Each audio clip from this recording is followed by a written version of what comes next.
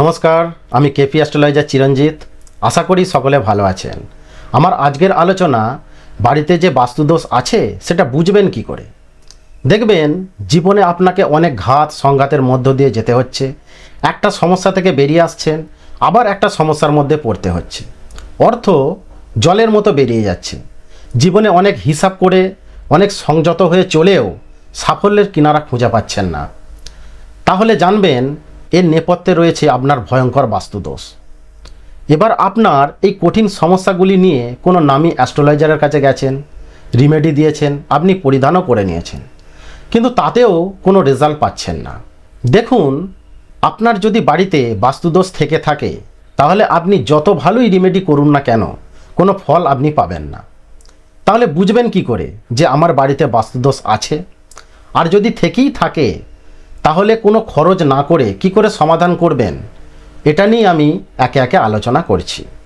তো নাম্বার 1, দেখুন আপনি পরিশ্রম করছেন, কাজ করছেন, ইনকাম ভালোই হচ্ছে, তবুও যেন টাকা ধরে রাখতে পারছেন না। জলের মতো অর্থ বেরিয়ে যাচ্ছে।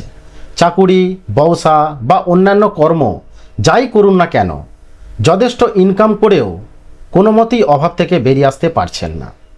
হয়তো বারবার কাজ চলে যাচ্ছে, অথবা কোনো কাজই আপনি পাচ্ছেন না। এইভাবেই আপনার অর্থনৈতিক পরিকাঠামো দিন দিন ডাউন হয়ে যাচ্ছে। তো এমতো অবস্থায় আপনি বুঝবেন যে আপনি বাস্তুদোষে জর্জরিত রয়েছেন। নাম্বার 2, আপনি যখন বাড়ির বাইরে থাকেন তখন খুবই হাসি খুশি থাকেন, আনন্দে থাকেন, ফ্রি মাইন্ডে থাকেন। আর আপনি যখনই বাড়িতে পা রাখেন তখনই কেমন যেন একটা অস্থির ভাব মনে হয়, গা যেন ভারী ভারী মনে হয়, অজানা টেনশন যেন আপনাকে ঘিরে ধরে।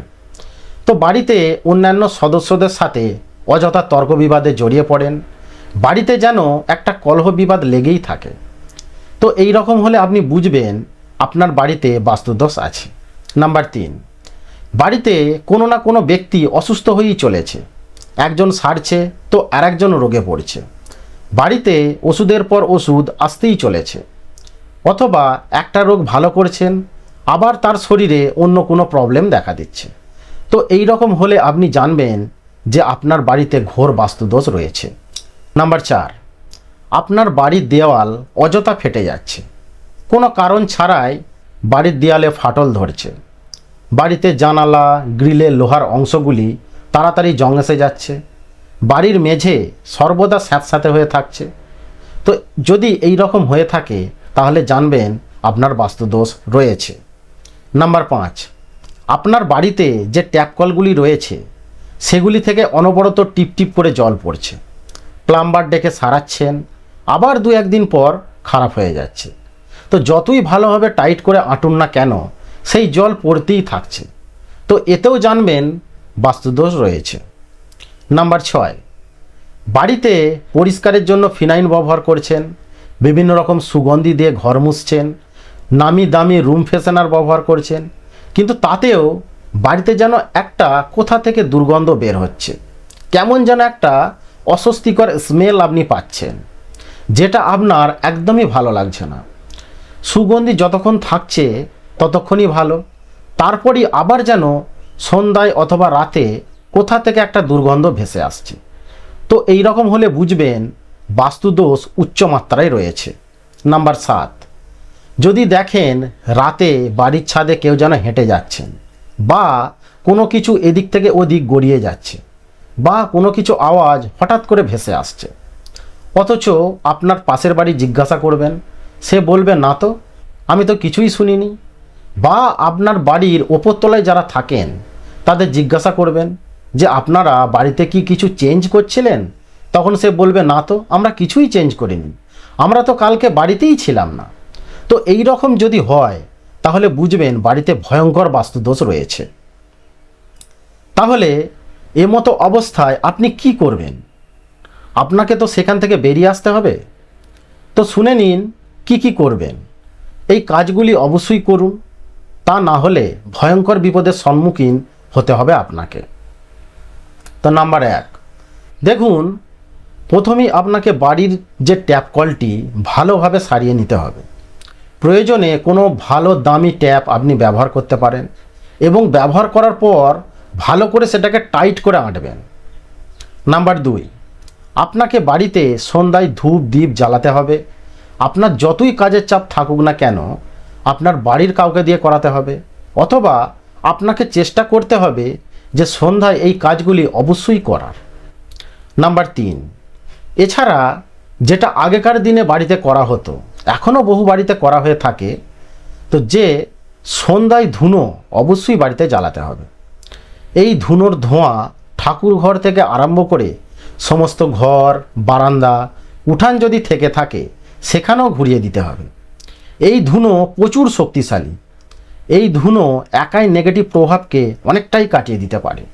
নাম্বার 4, এছাড়া বাড়িতে সন্ধ্যায় কর্পূর জ্বালান। সব ঘরে জ্বালানোর দরকার নেই, শুধু ঠাকুর ঘর বা যে কোনো ঘরের একটি কোণে আপনি জ্বালাতে পারেন, এতেও নেগেটিভ প্রভাব অনেকটাই কাটিয়ে দিতে পারে।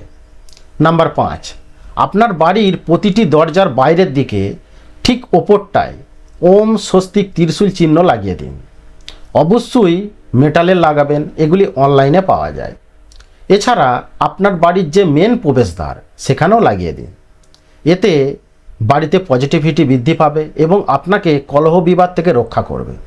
অভূতপূর্ব ফল আপনি এখান থেকে পেয়ে যাবেন। নাম্বার 6, আপনি যখন ঘর মুছবেন বা আপনার ঘর যে মুছছেন তখন সেখানে একটু মোটা দানার নুন মিশিয়ে নিন। আপনি যা জলের মধ্যে দিচ্ছেন ঠিক আছে, কিন্তু তার সাথে একটু মোটা দানার নুন ওই জলের সাথে মিশিয়ে নিন। তো এতে বাড়ির নেগেটিভ এনার্জি কাটাতে অনেকটা সাহায্য করে।